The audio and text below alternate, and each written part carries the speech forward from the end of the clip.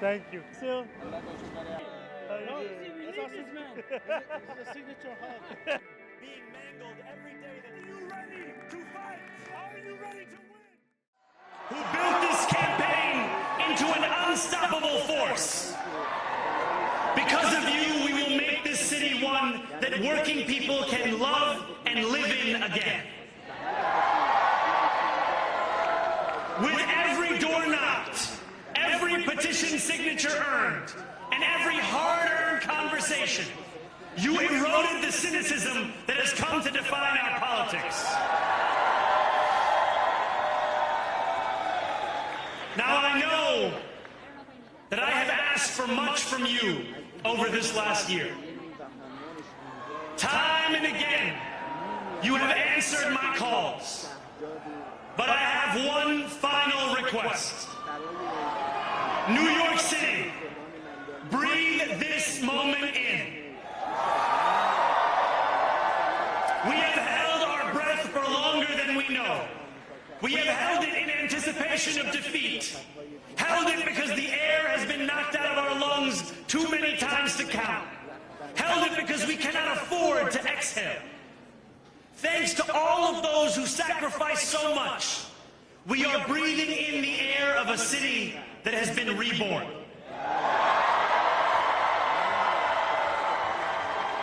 To my campaign team, who believed when no one else did, and who took an electoral project and turned it into so much more, I will never be able to express the depth of my gratitude. You can sleep now. To my parents, Mama and Baba,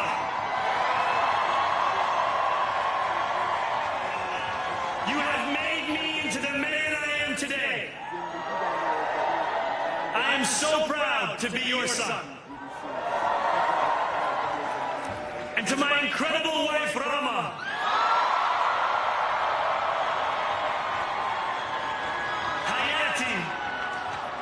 there is no one I would rather have by my side in this moment and in every moment.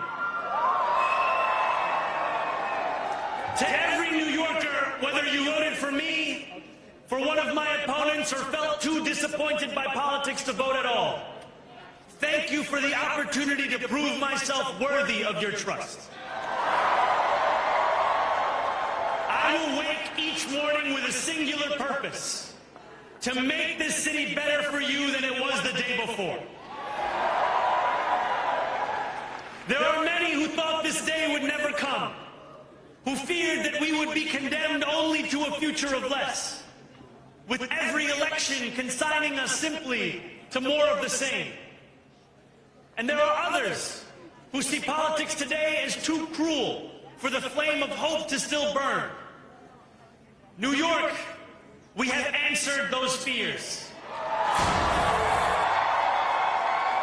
Tonight we have spoken in a clear voice. Hope is alive. Hope is a decision that tens of thousands of New Yorkers make day after day. Volunteer shift after volunteer shift, despite attack ad after attack ad. More than 1 million of us stood in our churches, in gymnasiums, in community centers, as we filled in the ledger of democracy.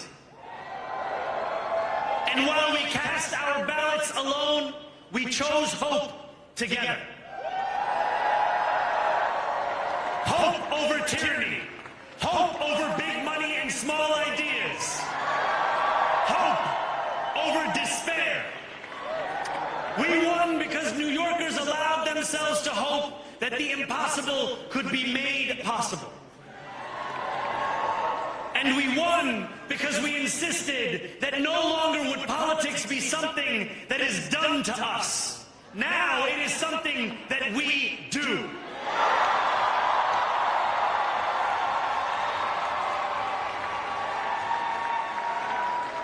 Standing before you, I think of the words of Jawaharlal Nehru. A moment comes but rarely in history when we step out from the old to the new, when an age ends and when the soul of a nation long suppressed finds utterance. Tonight we have stepped out from the old into the new. So let us speak now with clarity and conviction that cannot be misunderstood about what this new age will deliver and for whom. This will be an age where New Yorkers expect from their leaders a bold vision of what we will achieve, rather than a list of excuses for what we are too timid to attempt. Central to that vision will be the most ambitious agenda to tackle the cost of living crisis that this city has seen since the days of Figueroa LaGuardia.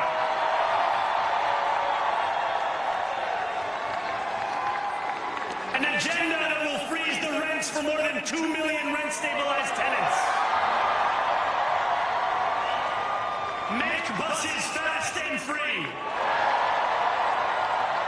And deliver universal child care across our city. Years from now, may our only regret be that this day took so long to come. This new age will be one of relentless improvement. We will hire thousands more teachers. We will cut waste from a bloated bureaucracy. We will work tirelessly to make lights shine again in the hallways of NYCHA developments where they have long flickered.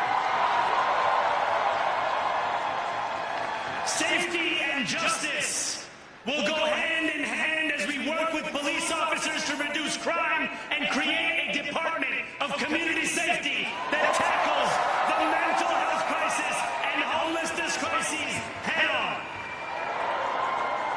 Excellence will become the expectation across government, not the exception.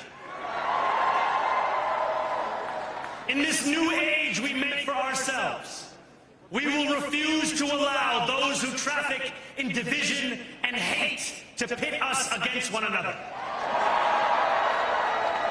In this moment of political darkness, New York will be the light. Here, we believe in standing up for those we love. Whether you are an immigrant, a member of the trans community, one of the many black women that Donald Trump has fired from a federal job, a single mom still waiting for the cost of groceries to go down, or anyone else with their back against the wall, your struggle is ours too. And we will build a city hall that stands steadfast alongside Jewish New Yorkers and does not waver in the fight against the scourge of anti-Semitism. Where the more than 1 million Muslims know that they belong. Not just in the 5 boroughs of this city, but in the halls of power. No more will New York be a city where you can traffic in Islamophobia and win an election.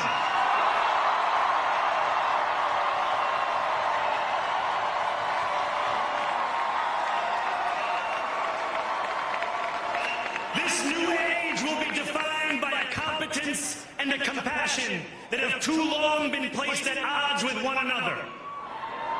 We will prove that there is no problem too large for government to solve and no concern too small for it to care about.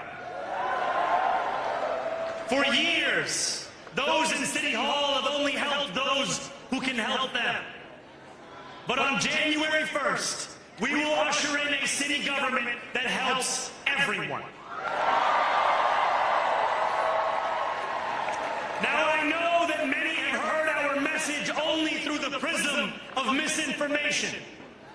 Tens of millions of dollars have been spent to redefine reality and to convince our neighbors that this new age is something that should frighten them. As has so often occurred, The billionaire class has sought to convince those making $30 an hour that their enemies are those earning $20 an hour. They want the people to fight amongst ourselves so that we remain distracted from the work of remaking a long broken system. We refuse to let them dictate the rules of the game anymore. They can play by the same rules as the rest of us. Together, we will usher in a generation of change. And if we embrace this brave new course, rather than fleeing from it, we can respond to oligarchy and authoritarianism with the strength it fears, not the appeasement it craves. After all, if anyone can show a nation betrayed by Donald Trump how to defeat him, it is the city that gave rise to him.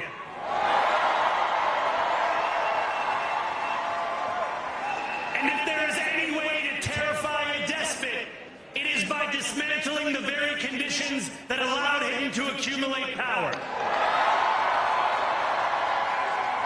This is not only how we stop Trump, it's how we stop the next one. So Donald Trump, since I know you're watching, I have 4 words for you. Turn the volume up.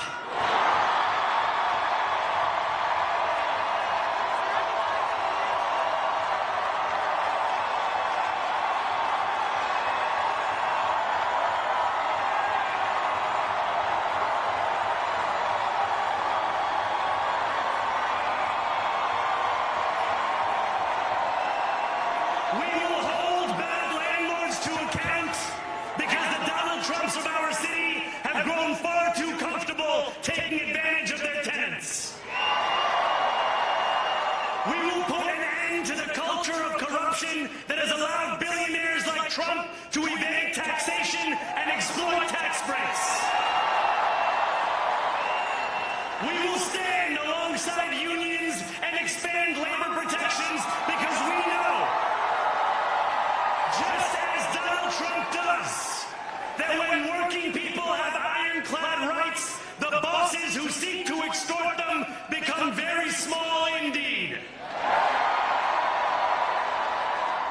New York will remain a city of immigrants, a city built by immigrants, powered by immigrants, and as of tonight, led by an immigrant.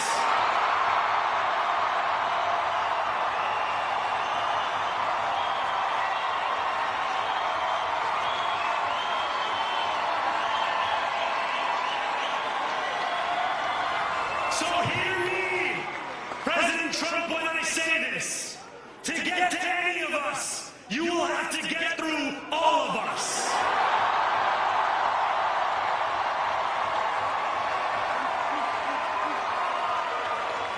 When we enter City Hall in 58 days, expectations will be high.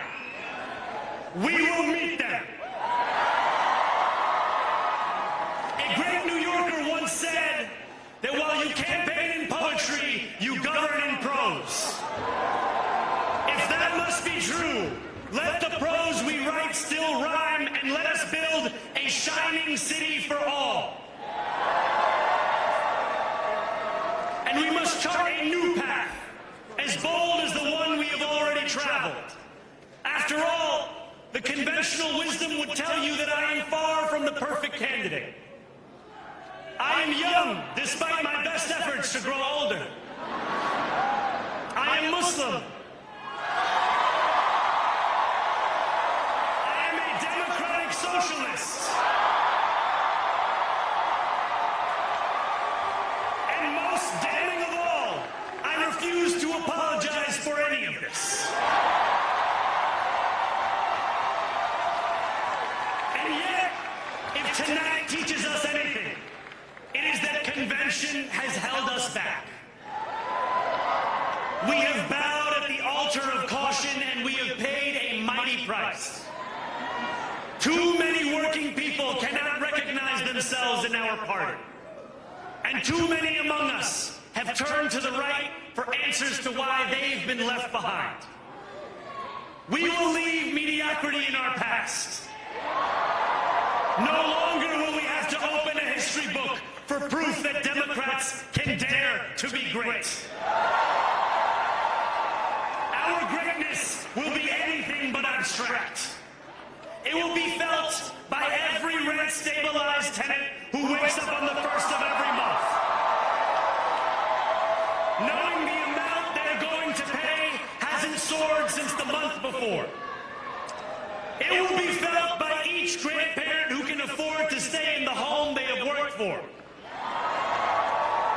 and whose grandchildren live nearby because the cost of childcare didn't send them to Long Island. It will be felt by the single mother who is safe on her commute and whose bus runs fast enough that she doesn't have to rush school drop-off to make it to work on time. And it will be felt when New Yorkers open their newspapers in the morning and read headlines of success, not scandal. Most of all, it will be felt by each New Yorker when the city they love finally loves them back. Together, New York, we're going to freeze the... Together, New York, we're going to make buses fast and...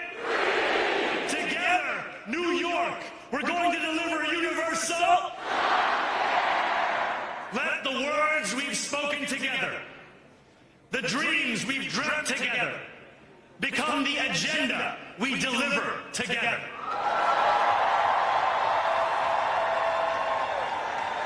New York, this power, it's yours. This city belongs to you. Thank you.